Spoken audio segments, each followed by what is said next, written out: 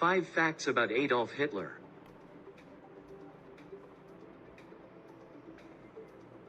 He was Austrian. The fact that Hitler was Austrian, born in Braunau am Inn in April 1889, might seem odd given his association with German nationalism. This affinity was not, however, all that unusual among Austrians.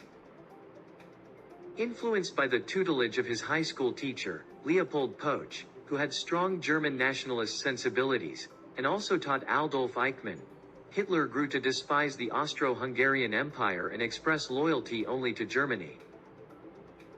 In 1914, while living in Munich, Hitler managed to enlist in the Bavarian army before renouncing his Austrian citizenship in 1925 and officially becoming a German citizen in the early 30s. Despite the family moving from Braunau am Inn to Linz when Adolf was 3 years old, the border town and the house that he was born in, but only stayed in for a couple of weeks, have a lasting issue with their connection to Hitler. He was a frustrated artist. It's tempting to wonder how different the 20th century might have been had Hitler's youthful aspirations to become an artist been realized.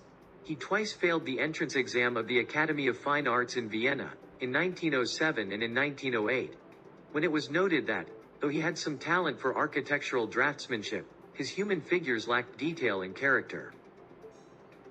Hitler's interest in art did continue, however. So-called degenerate, modern, abstract and impressionist art was denounced as the product of Jewish and Bolshevik artists during the Third Reich. The works, some by world-famous artists like Klee and Picasso, were removed from German museums and placed in a condemnatory exhibition. The Nazis also collected significant and invaluable pieces of art, often in the name of Kunstschutz, art protection. This process was decreed by the Hague Convention respecting the laws and customs of war on land, 1899 and 1907, but excess looting took place in occupied zones and the collections of targeted minorities were confiscated. A Fear Museum was to be constructed in Linz, Austria, after the war, but some of the artworks were taken into the private collections of Hitler, Göring and Goebbels. 1.4 million train carriages worth of art was taken, and up to 100,000 pieces are still unaccounted for. He once lived in a homeless shelter. Hitler's failure to make it as an artist had grave financial consequences.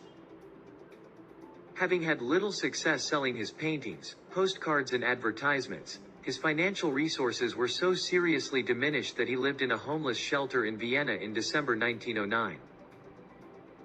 He then lived in a public dormitory for men until 1913, when he received his father's inheritance and moved to Munich. He was wounded in the First World War. Whilst still an Austrian citizen, Adolf Hitler was accepted into the Bavarian army. He served in the infantry at the First Battle of Ypres, where the new infantry division suffered casualties as high as 1/3 to a half. After this battle he was made regimental message runner. It has been suggested that this was a relatively safe role, largely taking place away from the front. Despite this, Hitler took a wound on his leg at the Battle of the Somme in 1916, and was temporarily blinded by mustard gas in 1918. Whilst recovering from the latter injury, Hitler heard the news of the German surrender and armistice. Hitler received 2 medals for bravery during the Great War. The Iron Cross Second Class in 1914 and the Iron Cross First Class in 1918.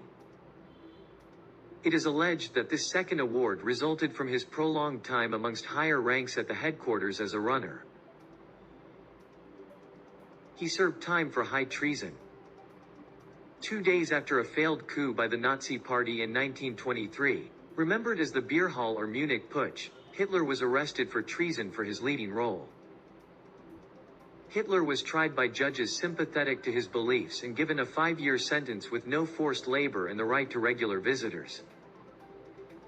He served less than a year of his sentence and used the time to begin writing Mein Kampf, his chronicle and doctrine, more than 5 million copies of which would sell by 1939.